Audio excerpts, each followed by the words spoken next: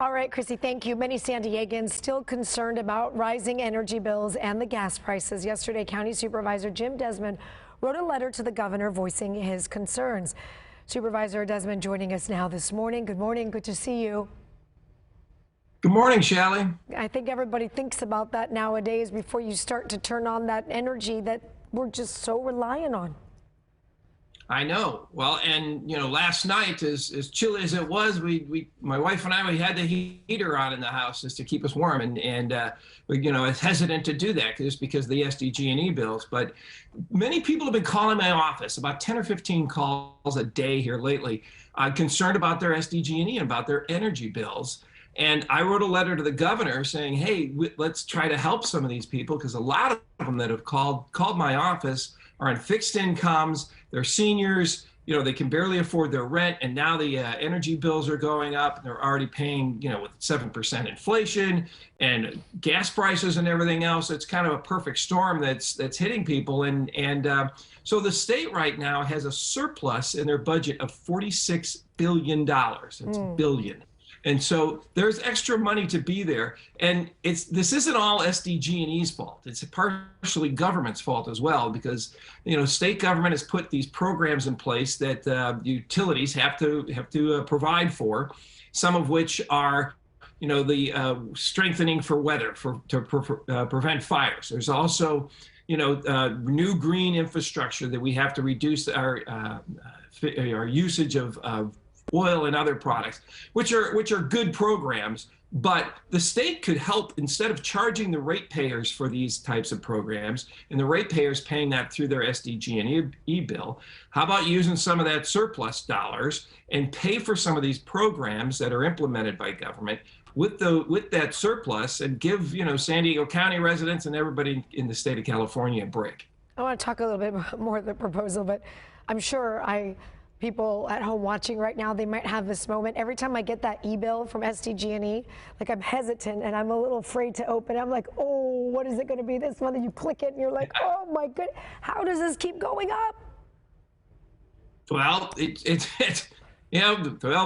Keystone Pipeline got shut down, and the Ukraine issue that just happened is really going to be upsetting markets and causing costs to increase. But government has a tendency to tax us in different ways we're not even aware of, and some of those taxes end up on our energy bills, and even your garbage bill and other bills that you pay, and even at the pump. So maybe some relief from the government, from the state, with that extra money to pay for those programs that they mandated, to give people maybe 6 months relief or something to that effect. So that's, I think, it's kind of frightening. It's like, I don't want to click on that bill and see what it is, and unfortunately, I don't see much relief in sight. So government implemented these programs. Let the government pay for with money. It's actually our money. It's not their money. It's our taxpayer dollars. Put it to good use to help us out. Is that what you wrote to the governor in the letter, like your proposal of what to do to be able to help people? Yes, absolutely. Use those dollars.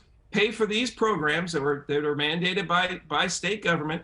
So yeah, exactly that. So I just wasn't complaining. I was offering solutions, and after a pot of money that's there, and to try to say, okay, if you want us to do this, for the green energy, which is a noble cause, I'm not against the program at all. But if you want us to have that type of infrastructure and keep reducing our reliance on oil, okay, that's fine. But it's going to cost money, and that is all those fees for those types of programs are paid for by the ratepayers.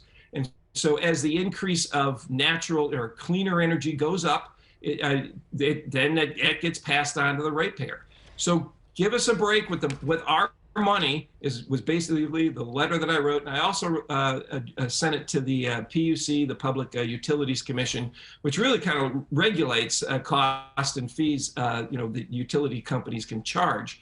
But these pass-through fees that have been put in place by our own government in Sacramento, let use some of these dollars to give us relief in that way. You just said it a moment ago, and I was talking to somebody yesterday right here on the morning show about the gas prices. Both of you guys saying you don't see like an end in sight, that there's no immediate date in the near future where you can see these prices going down. So what do you tell people who are watching right now who are struggling? The cost of everything is going up, and they just don't have the money to sustain it. Well, you're right. So this is part of the reason why I'm doing something about it and trying to get the conversation going, to go after those surplus tax dollars to give us some relief. But, working from home is becoming a better and better thing if people can do that, potentially work from home more often and reduce the amount of driving they're doing. That is a good thing if you can do it. But a lot of companies and people can't afford. If you're a plumbing company or you're some type of a service company that you have to go out to your customers, you got to buy that gas, and it's almost $5 a gallon now, and it's hitting people's pocketbooks. And so we did the homeless count this morning. The more these prices continue to go up, especially for seniors, especially for people on fixed incomes. Unfortunately, they may be our next homeless population. So we really got to, I'm also trying to get some housing for seniors, and I'm trying to work on that effort for affordable housing for seniors, because they're actually our next group that are the potential homelessness. So I'm just looking for buckets of money that we can use to help alleviate some of these issues that people are having, and it's real.